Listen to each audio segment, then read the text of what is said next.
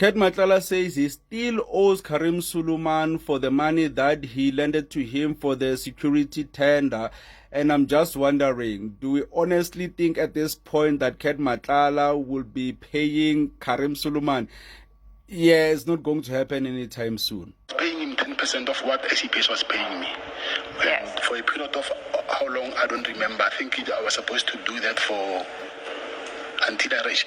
I don't remember the contents of the contents of our agreement on top of my head. Okay. But what I know is that I was paying him 10% of what SAPS was paying. Have you paid off this loan No. to date or still outstanding? Do you have a sense of the... And at the moment, Karim Suleiman is even scared to come back to the Madlanga Commission because, yeah, he survived an assassination, and I think at the moment is very nervous about coming back to the Madlanga Commission because right now his testimony is detrimental to connecting many pieces of the puzzle. So I think that's why he's scared to come back at the Madlanga Commission at the moment.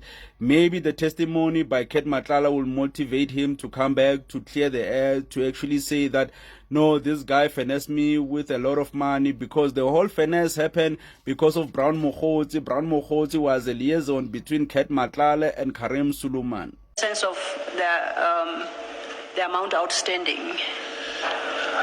No, I don't know. Any educated guess? No, I can't. Sida? I can't. You can't answer. Account that was settling the loan, so we can take it from other verifiable sources. Of course, yes. Okay. And this is quite interesting because if Karim Suleiman did a lot of business with Ket Matlala, it means he's heavily involved with people who are criminals. And this could lead him in trouble. Right now, maybe he's just biding his time, knowing that as soon as he testifies at the Madlanga Commission, they'll probably arrest him. Maybe he's just enjoying the last days as a free man with his family, because at the end, they will have to subpoena him and force him to come back to the Madlanga Commission. If he refuses, obviously, he will get arrested for that.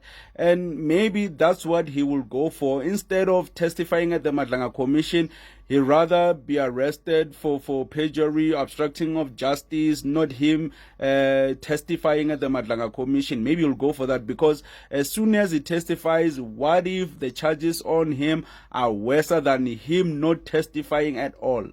Before you approached, you say you knew Mr. Karim. He had a company, a security company, also had a security company.